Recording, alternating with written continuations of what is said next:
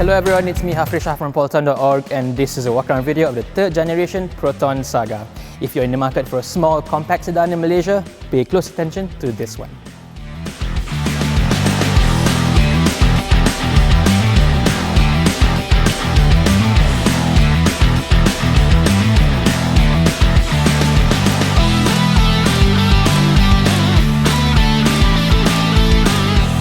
In 2016 alone, we've seen the new Perdana and the new Persona, but the Saga will always be Proton's bread and butter, its volume seller. This has been around for as long as the brand itself, and this new model, the 3rd generation, will be around until 2021. The new Saga is built on the existing platform, but it has been thoroughly revised.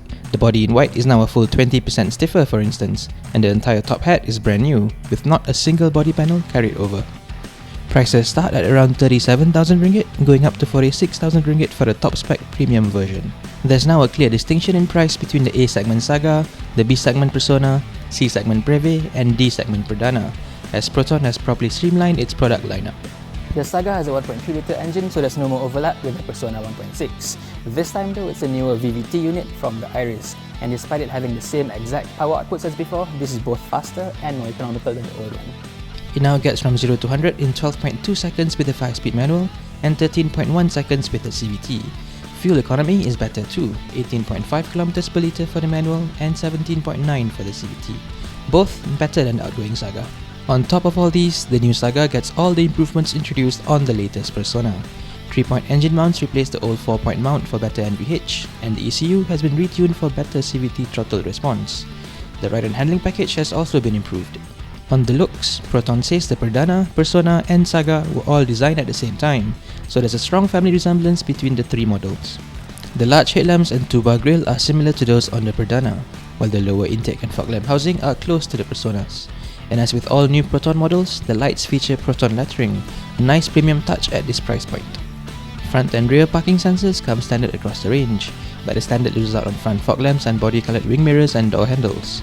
As for wheels, the base model gets 13-inch steel items with covers, the Executive gets 14-inch snowflake alloys, and the Premium here has 15 inches with a turbine design.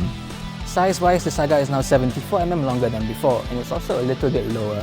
Overall, it makes the car look a lot more balanced, with much better sedan proportions. The added length are all on the overhangs, as the wheelbase is unchanged from before at 2465mm. The B segment Persona's wheelbase is longer by 90mm. One thing Proton has paid close attention to is the door effort. It's much lighter now, and as you can see, it opens up to close to 90 degrees angle. And one more thing, it feels a lot more solid when you close it down. Also refined based on customer feedback is the steering. It still uses hydraulic power steering, but it's lighter than before, with a quicker rack and tighter turning radius. Around the back, you get these much larger combination tail lamps with a lot of nice details. As Proton puts it, just because this car is affordable doesn't mean it has to look cheap. The rear garnish is finished in black, body color or chrome, depending on the variant you choose. There's also a boot lid spoiler for the Executive and up. Rear fog lamp is standard on all models. The boot now holds 420 litres, 7 litres more than the old Saga. This time though, you can fold the rear seat bench for extra cargo room.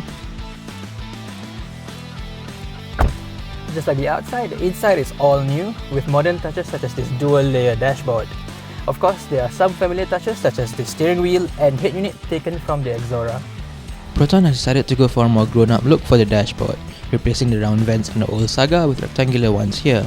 Small touches like the artificial stitching on the dashboard and gloss grey trim pieces make it look and feel more modern than before. Also taken from the Exora is the reverse camera display on the premium model, integrated into the rear view mirror. Other variants get a single DIN head unit, but Bluetooth is standard across the range, as are twin USB chargers like on the Iris and Persona. For rear passengers, there's more legroom and headroom compared to the old Saga. The seats are also slightly more comfortable. On safety, the Saga has 2 airbags and 4-star Arsenal cap rating as standard across the range. Executive adds on ABS and EBD, while this premium version adds electronic stability control. This is now the most affordable sedan with ESP on sale in Malaysia. There you have it, the 3rd generation Saga, Proton's most important model yet. For more details and equipment, check out Proton.org and carbase.my. This is me, Hafri Shah, signing off. Thank you for watching.